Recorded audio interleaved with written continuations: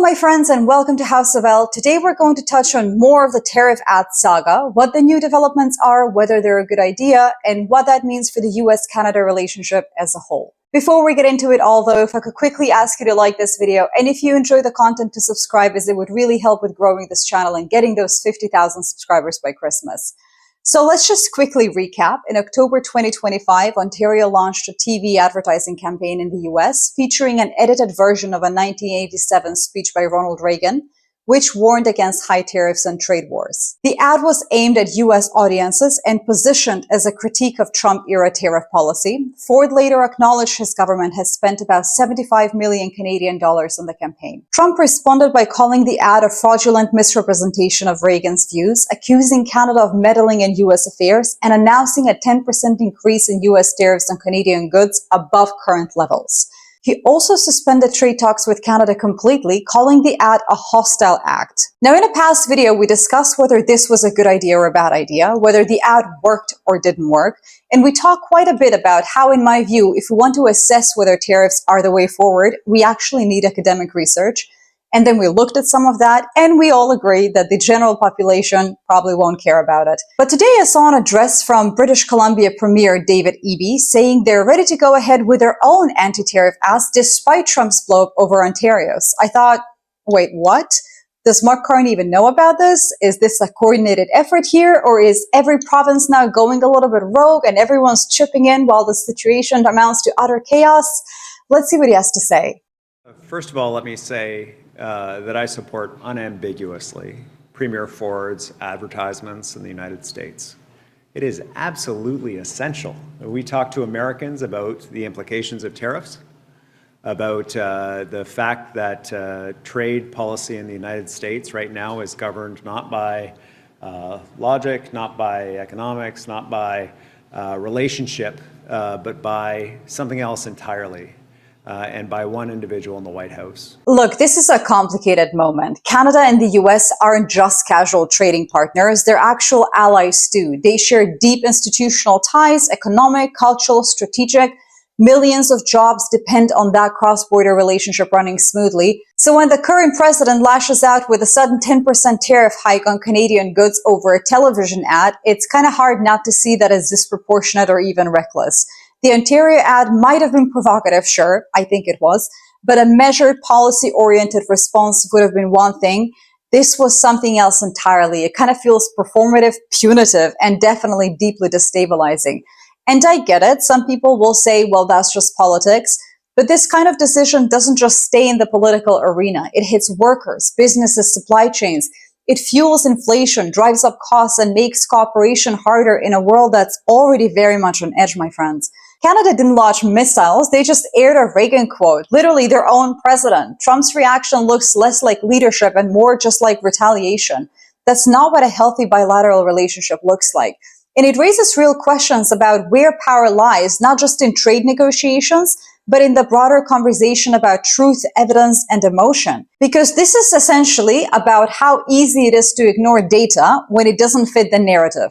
In a previous video, I walked through some actual research on tariff impacts. The findings are clear, my friends. Tariffs can hurt domestic consumers, damage alliances, and rarely achieve their stated goals.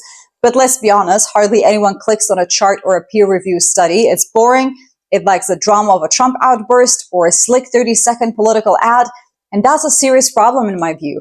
Because if the future is being shaped by what goes viral, not by what's true, then we have to ask, how do we keep people engaged with complexity and nuance? How do we make space for substance in a media landscape that rewards outrage? That's a theme I dive deeply into my upcoming book, Awake. It's about attention, distraction, and how we lose the plot when we stop asking hard questions. If that resonates with you, if you're someone who wants to push beyond the headlines and actually understand what's happening underneath, then I'd really encourage you to sign up to the mailing list. I'll be sharing more ideas there, and I'd love to keep this conversation going. But anyway, what makes all of this feel so personal, and maybe you feel this too, is that the stakes are real. This is not just about geopolitics or just clicking on YouTube videos. It's about humans, actual people, workers, exporters, families. They're the ones who will feel it first. They are not reading trade journals or following WTO rulings. They're just trying to live with some predictability, and yet the decisions made by political leaders, especially when driven by ego, ripple down fast.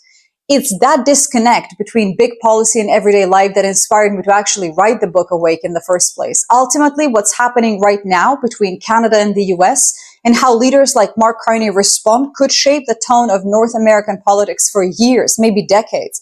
And while there's chaos and confusion in the moment, there's also a real opportunity here to recommit to fact, to fairness, and to the kind of internationalism that made this relationship strong in the first place.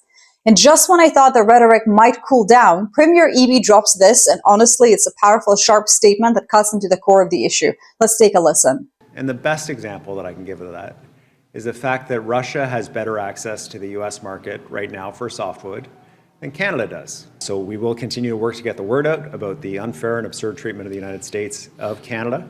But we can't control the man in the White House. All we can do is control our own destiny by ensuring that we're working with trade partners that value the resources and the work that Canadians bring to the global economy. Now that says a lot. Russia has better access to the US softwood market than Canada. If that doesn't make people stop and think, I don't know what will.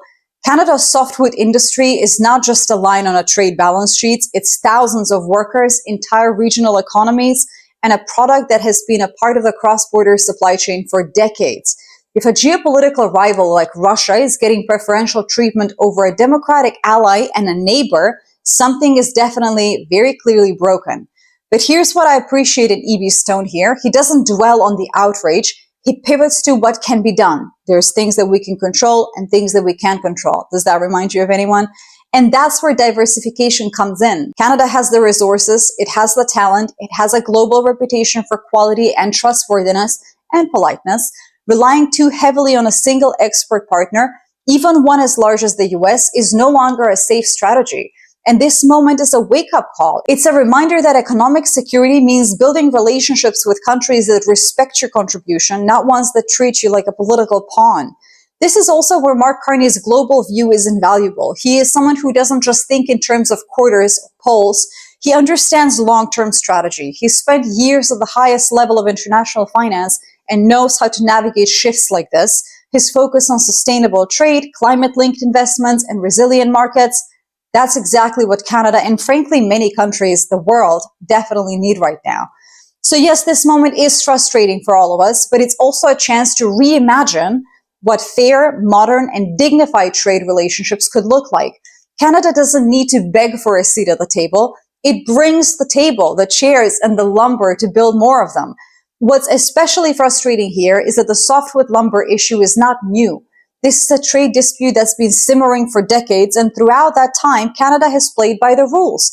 They've gone to the WTO, to NAFTA, now to CUSMA panels, and in many cases they've won, but the US, especially under Trump, keeps imposing duties anyway. Meanwhile, countries like Russia, with a far less transparent system and a questionable record on everything from labor to environmental standard, they get a pass. It's not just unfair, but also just irrational almost. Or maybe it's not irrational, but it would be really nice if we just could understand the reasons behind these decisions, you know? We're also seeing a broader pattern here, a global trade realignment. Countries around the world are reassessing their dependencies, not just because of Trump or tariffs, but because the whole system has shown its fragility. Canada stands out in that landscape because it's democratic, resource-rich, stable, and trusted. And trust is the currency. This is Canada's chance to pivot, to build deeper ties with partners that value fairness and sustainability, and to emerge as a global standard bearer for what principled trade can actually look like. And look, I know how bleak some of this sounds, but it's important not to confuse turbulence with collapse. Yes, the relationship between Canada and the US is under pressure right now. Yes, it's being tested by a president who governs more by retaliation than by reason. And in another recent video, I spoke about the deeper concerns this raises, the creeping fear that Trump's ambitions go beyond tariffs or televised jobs. There's been serious reporting and even commentary from figures like Barack Obama about attempts to interfere with how the midterm elections are run. It's not just policy at stake anymore, it's the integrity of the system itself, the integrity of democracy itself. But the thing is that presidents can change, administrations change. History has shown that alliances like this, when they're grounded in real values, and this one is not just convenience, endure. Canada and the US have gone through tense chapters before. They have disagreed, they've even retaliated against each other, But they've also built the kind of diplomatic and economic relationship that doesn't just vanish overnight or over the course of one presidency. These aren't just two governments interacting with each other. These are two peoples deeply connected who benefit when cooperation wins over conflict. And this is where I personally see hope, because Canada is not shrinking in this moment. It's stepping up.